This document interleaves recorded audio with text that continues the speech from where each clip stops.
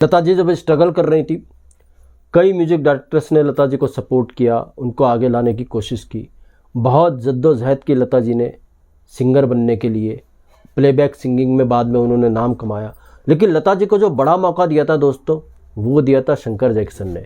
एक तरह से अगर ये बात गलत नहीं होगी जो मैं कहूँगा कि लता जी जो थी वो शंकर जैक्सन ही की खोज थी। ऐसा मैं क्यों कह रहा हूँ, इसका खुलासा खुद शंकर जैक्सन साहब ने एक इंटरव्यू के दौरान किया था।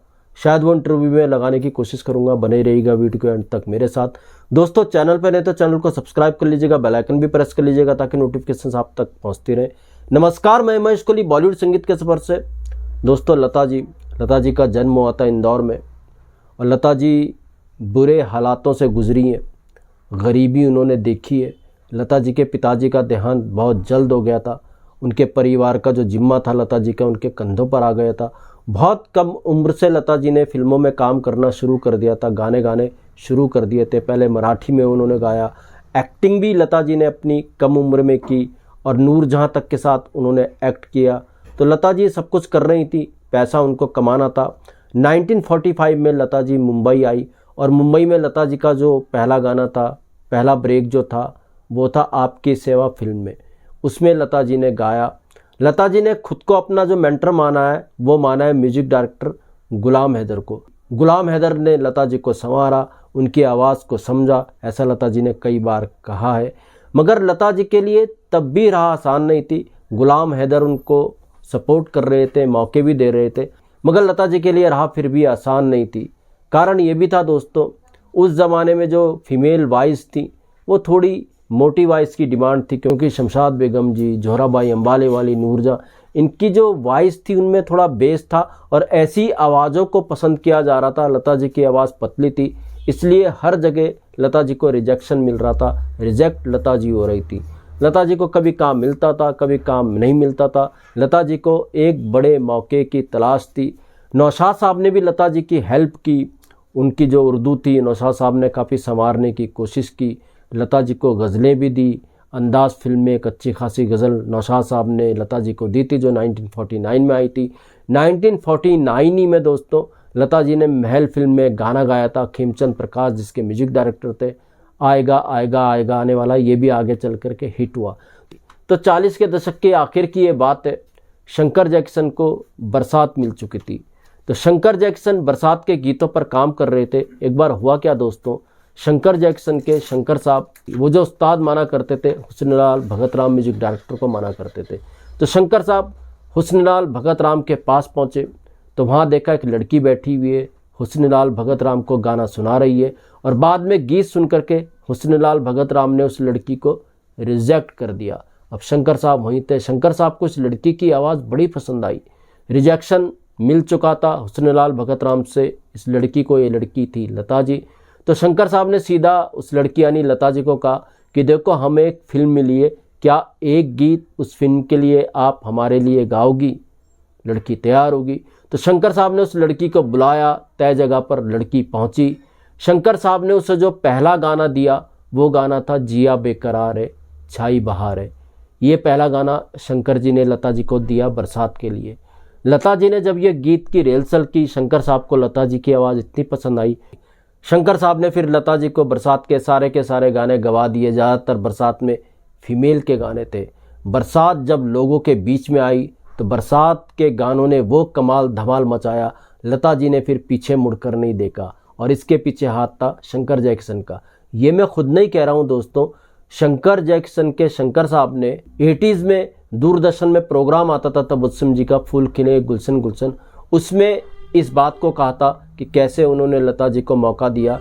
इंटरव्यू की एक झलक मैं आपको सुनाने की कोशिश करूंगा। हम एक दिन जब जुपिटर स्टूडियो में मैंने गया था तो एक लड़की को वहां मैंने देखा जो हुस्नलाल जी के यहाँ वो अपनी आवाज सुनाने के लिए आई थी। तो वहां पर ये अपनी आवाज सुनाया इन्होंने, तो उन्होंने पसंद नहीं किया और वो वापस भेज दिए। तो मेरे दिमाग में नहीं मालूम वो आवाज क्यों रही, क्या है जी। जब ये गाना मैंने बरसात का बनाया जी बेकरार है, तब उस लड़की को मैंने बुलाया तो आप ये समझेंगे नहीं कि लड़की ये गाना गाएगी या गा सकती है। ऐसे कुछ उनमें बातें नजर नहीं आ रही थी। मैं खुद नया, मेरी जिंदगी का खुद ठिकाना नहीं था, लेकिन मैंने इस लड़की की आवाज को पसंद किया। इसलिए पसंद किया, मेरे दिमाग में थी कि यही गाएगी। उसको एक गाने के लिए ले आए हैं, हमने सारे ही गाने गवा दिए उससे। वो है लता मंगेशकर। जी हाँ दोस्तों, इसी इंटरव्यू में तबस्सुम ने फूल खिले गुलशन गुलशन इस प्रोग्राम में तबस्सुम जी ने शंकर साहब से ये भी पूछा था कि आप शारदा को कैसे लाए। शारदा जो सिंगर थी, शारदा में ऐसा आपने क्या देखा जो आपने शारदा को मौका दिया। तो शंकर साहब का सीधा कहना था तबस्सुम जी को, शंकर साहब ने ये कहा, जैसा हमने लता में कुछ नहीं देखा और उनको इतना बड़ा मौका दे दिया, ये मतलब था शंकर साहब का कहने का। तो ज़रूर हमने भी शारदा के अंदर कुछ देखा होगा, तभी हमने शारदा को मौका दिया। उसके अंदर कुछ ऐसी क्वालिटी होगी, तभी शारदा को हमने मौका दिया, ऐसा शंकर साहब ने कहा। इसकी भी इंटरव्यू की एक झलक मैं आपको दिखाने की कोशिश करूँगा। लता को हमने लाया, हमने कोई खूबी तो नहीं देखा उसमें जी, बगैर देखे ही ले आया। तो वैसे ही हमने भी इसमें कोई अच्छी बातें देखी, तभी तो हमने लाया। इसलिए लाया कि उनमें जो इनकी शारदा की आवाज में जो है एक अपना ढंग सबसे बड़ा निराला था। मगर दोस्तों ये बात भी दिगर है कि शंकर साहब और लता जी के कई मतभेद भी चर्चाओं में रहे हैं।